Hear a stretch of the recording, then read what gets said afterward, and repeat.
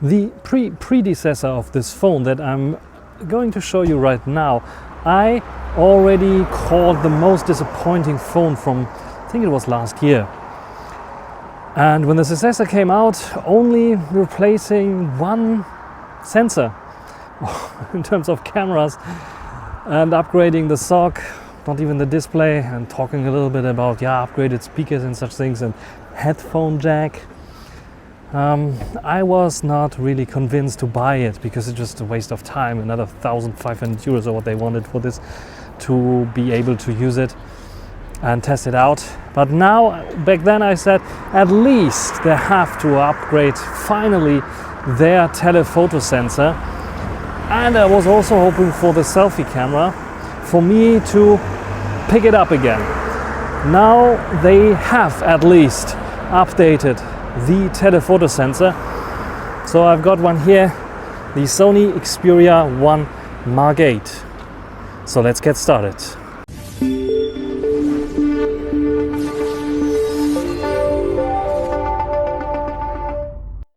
So, recording with the Sony Xperia 1 Mark 6, the most disappointing phone, you see? Probably why.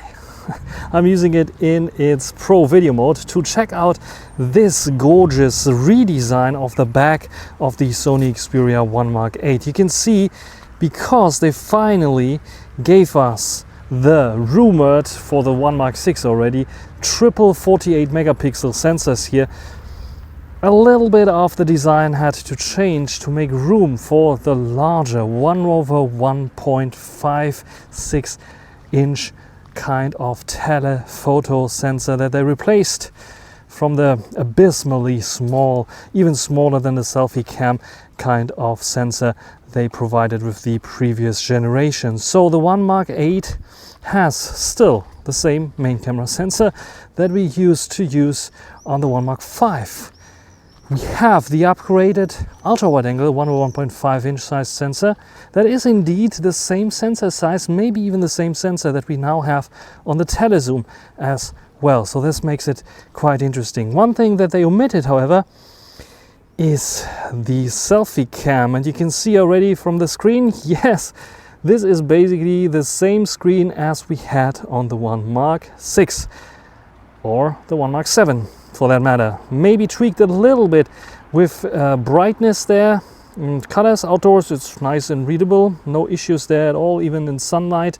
It is not getting as bright as others, but the brightness keeps pretty long actually. I was surprised by that.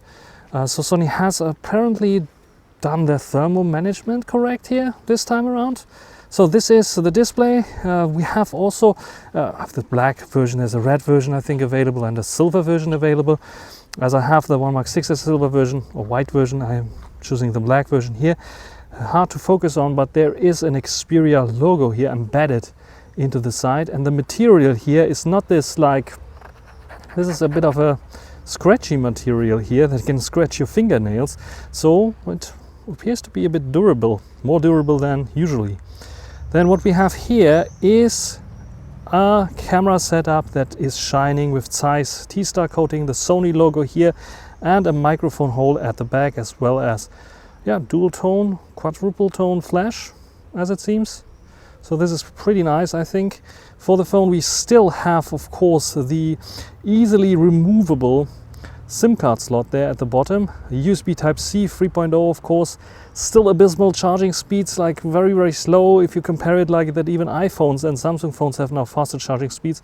And of course very slow wireless charging on board as well. But at least we have it. The same goes for the infamous headphone jack on board here of the Xperia 1 Mark 8. Yeah, I'm glad that they retained it because I have so many wired headphones still that I can check them out. But now we are here for the show, and this is the Pro mode now on the 1 Mark 6 because it has higher speed rates, and I think I can control the lighting effect a little bit better there with this one, with a fixed shutter speed. That looks okay, but it's a bit darkish here looking. Let's raise the ISO to 200. Looks better, doesn't it? So this is the gorgeous looking Xperia 1 Mark 8. I like that also, even though this is pretty sharp here towards the side, they have made it flat, and this gets me a bit of OnePlus vibes there. It's not 100% perfect there, but it has a uniqueness to Sony and gives it a bit of a refresh that was necessary, because all the other phones looked almost identical on the Sonys. So yeah.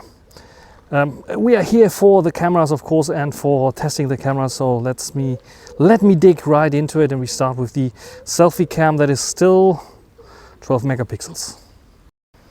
This is the front-facing video here on the Sony Xperia 1 Mark 8. I don't know how to show it.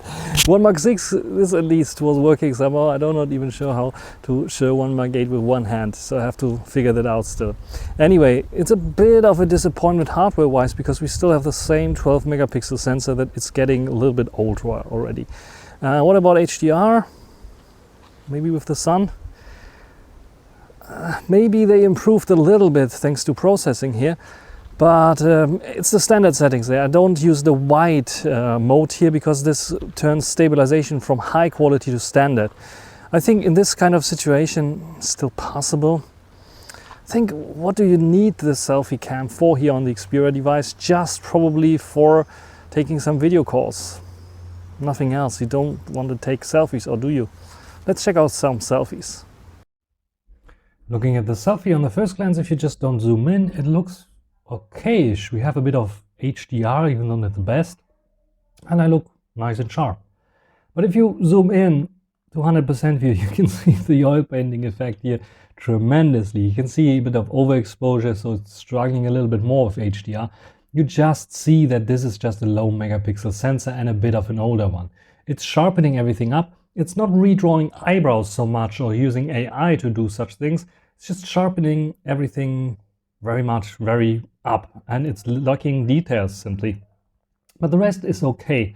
In really complete scenes with HDR, it is doing a passable way, but still not something where I would say, this is something that you have to have. This is one of the best. This is definitely one of the weakest sensors, the weakest sensor that we have here on the Sony Xperia 1 Mark 8, for sure. Details are a bit lacking. So you can see here with the selfie that I have the possibility to have some bokeh, but it doesn't have f-stop numbers, it just has the slider, and by default it's like set to very high, means very blurry kind of background. The live preview is quite accurate, because if I go down you see that it's getting a little bit in focus, but it's borderline usable. I think here a little bit below the middle is probably the best for a selfie. And it creates a good but not 100% convincing cutout for me. At least if it's just my face in there, it's okay. If I have other objects in there, you saw it, it's not the best. What is quite cool is the new AI assistant. So you see I have this scene here, and if I tap on it, I get various different sceneries that I can use. So down below here, you see I have various different options to set the scene, and AI is like giving me suggestions on how to do it, like a bit more contrasty, a bit more warmish, a bit more coolish, a bit more punchy colors, so various different profiles that it suggests me to do. So let's do a quick photo of this one here. So here you see the picture that the AI suggested me to do. As you see, it's very punchy in terms of colors, like the blues here is very punchy there, the yellows, the greens. A lot punchier than the default, which looks like this, and more natural, way more natural. Also, I think the sharpening is not so harshly applied. So these are not only color profiles, I think it is more sharpening applied, and a bit more contrast here as well on this first picture, where the second one is looking way more natural. So in terms of detail levels, you cannot expect too much. It's just 12 megapixels, but it's looking fine so far. If you zoom in, the zoom lens here is working fine as well. This is now the 2.9 times zoom. As you see here, it's quite sharp. You can read everything, not too shabby. This is another profile. As you see here, way more yellowish there, the greens there. In sharpening and sharpness, I think also a little bit overcooked looking. Then we have the 10x zoom here on this little pigeon that was flying there. You see it is falling apart a little bit at 10x. You can read everything here, but it's not over sharpening, not like redrawing the fonts here, the letters and everything. The ultra wide is nice and clean, even towards the edges. A bit of like sharpening fall off, but it's not too bad, I would say. So overall, I am pretty happy with the colors, especially because it looks so natural and not over punchy, not like a typical smartphone would look like. But the highlight are macros. What I'm really surprised by the new Sony is the autofocus is working for super macro mode, and you get very good macro shots like this one here. This is really splendid and a good upgrade. So you saw the shot here. This has been done with 10x. You can see the details are a little bit lacking there, but you can zoom out 5.8x. Looks like this. And the detail level here at 100% is just splendid. And then if you just use the 2.9x, you get this here. Tons of detail, nice bokeh and focus fall off. You can see this little bug that is like, is it a bug or wasp that is like sitting here? I didn't even see it, but so detailed. It's fantastic. It is not as close as the focus on the previous generations like the Mark 6 or 7, but it now has autofocus, and that makes it so much better, especially for those flies or bugs that are moving around. They're not standing still. The autofocus helps catching them. In settings, I found a new, at least to me, new Ultra HDR option, and with this enabled, wow, the HDR is now finally on par with other flagship devices. Playing around with the bokeh mode with the main camera sensor, I highly recommend you to just only adjust it like this. If you have it in the middle, like for the selfies, it's way too much bokeh, or the default, which is like up here somewhere, it's just way too much bokeh, and it makes so much issues or failures, mistakes in cutouts that I would really, this is the only one that you need. Then we have this new mode here, which is a super stabilization mode as it appears for jogging, or either in horizontal or portrait mode. So yeah, quite interesting that we are able and capable to use this here in AI camera work, it says. Okay, let's try it out.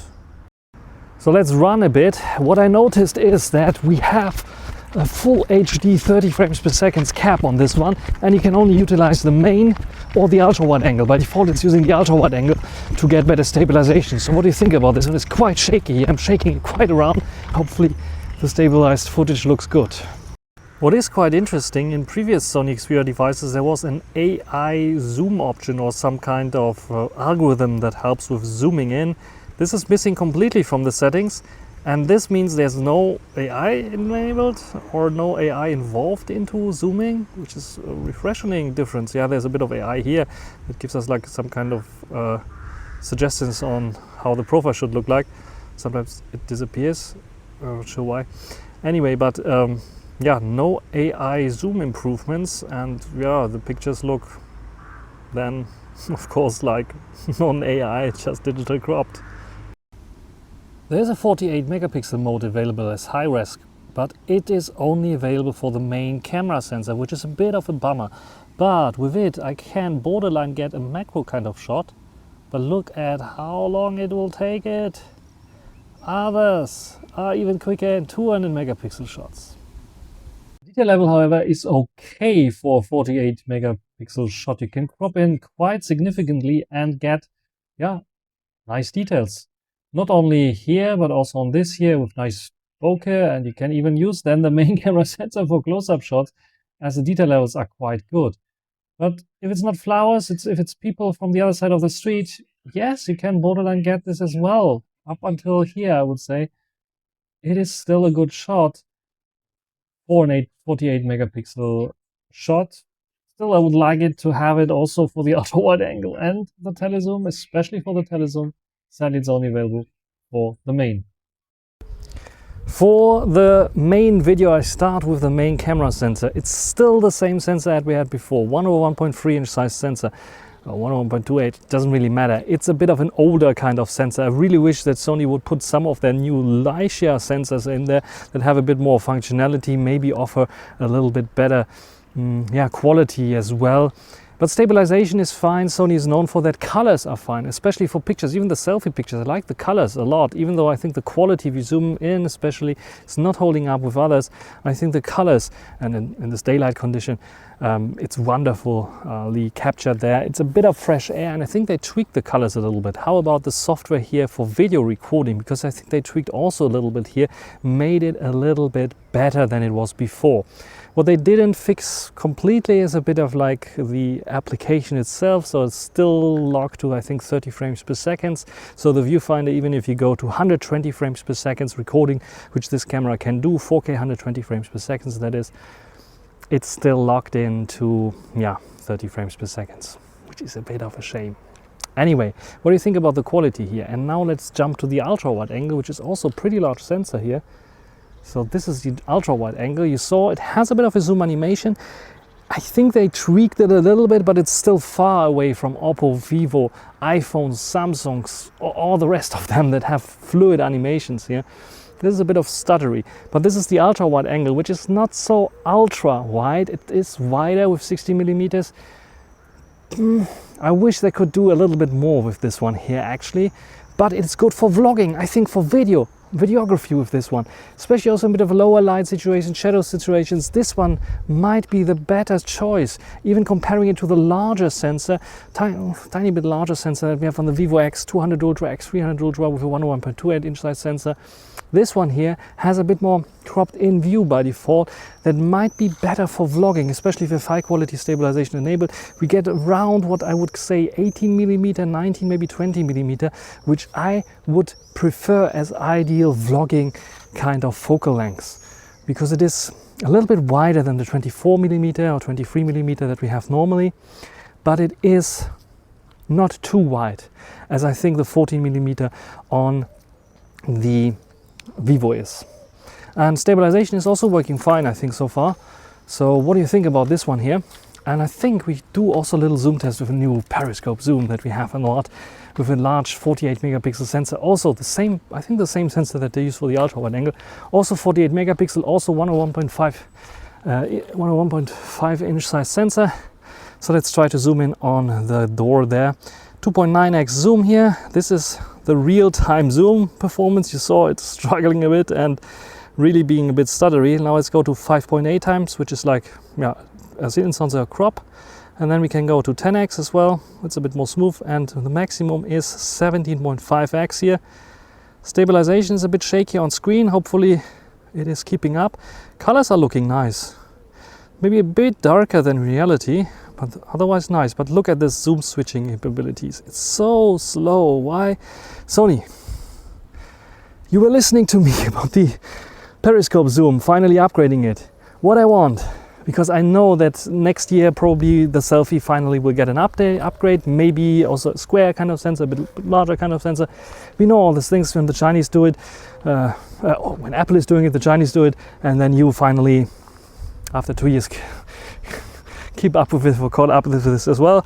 But if you're listening to me, what you can do right now, if you really want to show that you're improving a lot, not wait for the next generation to give us good camera software updates, feature updates. Please bring them also to this device here, starting with the feature that allows me to switch if I want to have the slow kind of zoom in out effect that you just witnessed. Let's go to a fast one that everyone else is doing. A wasp. The fast one that everyone else is doing. How about that? And make it a bit more smoother. Add some transitions. Just don't make it like just make it like a curve. Whoop, whoop. You know how all the other brands are doing it. Just take another smartphone in your hand, press the zoom in and out button, especially Vivo or Oppo or even Xiaomi, and see how they zoom in, how they zoom out. Be at least on the same kind of quality. There's also bokeh video available, aka portrait video, but it's also kept at full HD 30 frames per second, and by default it has this ridiculous bokeh slider set to almost the highest position, which hopefully looks okay-ish. Let's slide it down a little bit. So this is now with the bokeh video slider put a little bit down to see how well this is working. Hopefully this is working a little bit better. I don't look like so soft, and it doesn't make so much errors or mistakes here. I really don't like portrait video. This is why usually I don't test it, but it's here. Hey, why not I know some people will ask me in the comments otherwise, so here we have it. What is still a bit of puzzling to me why Sony didn't add it is a watermark. Sony, please add a very nice watermark like the Leicas and Oppos and all the other brands have, because we don't have a watermark here. I like to brand, and also like it makes it easier for me to show off which settings I used to take my photos. At least optional. It doesn't need to be enabled by default. Who wants this enabled by default for their photos? But for my video test, this would be quite cool. And you see, wow, autofocus, Xperia 1 Mark 6, focus. As for low light, as we are still using a 3 or 4 year old sensor here, I don't expect it to be a miracle on the Xperia 1 Mark 8. I learned it, yes. The light for some reason turned off here right now. Standing now on the light, that is off. Anyway, what do you think about this one here? I think it is not the darkest hour right now, but it's still a bit dim lit, and the sensor is coming to its limits already. And as Sony's not, now the light is turned on, not as good in processing such situations. The same also applies for the photos. There's not much editing going on there. There's not even a dedicated night photo mode, at least that you can enable. It is automatically deciding if it wants to enable this photo in night processing or not, to take like a stitched image, multiple images, multiple exposure. But is this the best? I don't think so. I think the others are doing way better here. At least you get a somehow realistic kind of photo set when taking the photos with the Xperia 1 Mark 8. One thing that I noticed, and I have to talk about it, is that for some reason the video files are gigantic on the Sony Xperia. Why is that the case? Because it's only using H.264 as video format. There's no way to use H.265. I think it was available on the Xperia 1 Mark 5, I'm not completely mistaken. But even on the 6 it's not available to switch to H.265, and now on the 8 it's also still not available. At least I couldn't find it. Small correction, I think it has H.265, but only if you go and set HDR for video. Sony, come on, it's 2026, you can do also SDR with H.265 and it still works and gives me smaller file sizes I can work with. Binaural audio recording now, so we want to check out the speakers of the Xperia 1 Mark 8. They're firing to the front, which is quite cool, so you get stereo sound. So let's go into this position here and let's fire it up. Check. Frequency wide. Let's go to full volume. Drop. Crisp highs hitting like a laser beam. Pure mids flowing like a silent stream. Feel the pulse steady in the deep. The hardware wakes, no time to sleep. LL Techview, hear the sound. Turn it up, turn it all around. So it gets quite loud, maybe not as loud as you might expect it to be, because I think some are louder than that.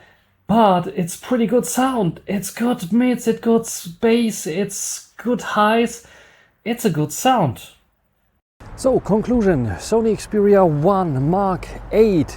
Is it a good device or is it not a good device? By the way, my case just came, so I have now the case on, and as you see here, this one looks really gorgeous with the case on. It has a complete flat back, which is super nice. So very nice case that Sony has here, together with the stand again. So yes, they did not get rid of it. They still have the stand, so you can put it like this or this and can watch your favorite music or videos, movies. Actually what I wanted to say. Anyway, this device, I really have a sweet spot for Sony. You know that probably. And I always keep coming back to the good old days of Xperia 1 Mark 2, 1 Mark 3, 1 Mark 4 even. But at one point I think this device is basically what the Sony Xperia 1 Mark 7 should have been. Now they're coming 1 year later with this device, which is a bit of outdated. I can understand people keep coming from this, that yeah, the bezels look a bit oldish kind of. The software is like not even like a voice recording app is on board here. The only AI that you can find is Google's AI. So that might be also a positive thing. You don't get molested by AI features everywhere left and right. But this is a minimalist phone with maximalism in terms of features, like micro SD cards still on board, even though you can only use it like basically for recording video onto the micro SD card if you have a fast enough micro SD card. No apps that you can install it, so 256 gigabytes is a bit of an issue. To a price that is like beyond good and evil. Of course, this phone here for $799, $899, I would accept it, but 1,499 euros. Or even more expensive, almost 2,000 euros if you want to get the 1 terabyte version, is a big, big no. Everything else makes me a bit nostalgic, but, and that's I think the most important thing, this camera key and taking photos with it is so much fun, even though the results are not the best for sure. And I will do, of course, a full, complete camera comparison with the One Mark 6 that I'm recording here now with, and maybe also some other phones, some flagship phones, so you can put it into perspective also in my camera ranking list. But the act of taking photos with this shutter button and the HDR that is now there and the snapshot functionality being so well integrated now, and in contrast to some other reviewers that had a slow app, this one here, I just took a snapshot without you knowing. Here, me holding, there you can see the Xperia 1 Mark 6 in my hand. The display being bright enough, not dimming so fast as all the others are dimming. 1500 nits is I think the peak brightness that you have here, which is good enough for outdoors usage. I was doing a whole day shooting with this one and still could read everything that is on this display here. I'm pretty happy with it. Loudspeakers loud enough. I think I even get the impression they're louder and a bit more bassy than the one on 1 Mark 6. So they improved it a little bit there. The headphone jack is still on board, which is pretty cool. Really would love them to also support normal microphones with it, maybe with a setting. And I would really love the software to be finally updated, zooming in and out animations for video, for example, or bring back the possibility to set up the sensitivity for the mics that you plug in here, either with USB Type-C or with the headphone jack. Otherwise, I cannot really complain. I like this device for some reason. And I know that I shouldn't because it's way too expensive. But I like it anyway. If I not look at the price, I like this device because it's different from the other devices. And it is different in a positive way from the other devices sometimes. There's a few user interface quirks. I don't like the vanilla Android there, I really have to say. But I can understand why people might like it. And camera-wise, I wish they would do more, especially front-facing camera needs an update. They have so great camera sensors there, but they're not using them. It's a bit of a big bummer in my opinion. Nevertheless, for some reason, my first impressions of this device are positive. You can write down in the comment section what you think about this. It's completely irrational, because looking at the price, I shouldn't, no one should buy this for 1,500 or more. Even the hardcore Sony phones, no. It's just too expensive, and Sony shouldn't get away with this one, even though they promise now more. I think it's 5 years of updates there. No, it's too expensive for that. And if I keep remembering the software support that I got is abysmal, like no real updates, only bug fixes for the camera application, but not real new features. Like I really wish them to fix these slow zooming in and out animations, but come on. I don't expect them to do this. That's a big issue. So I shouldn't like it, but I like it. That's my first impressions on the Sony Xperia 1 Mark 8. What is your opinion? Write it down in the comment section. Until the next time. Bye.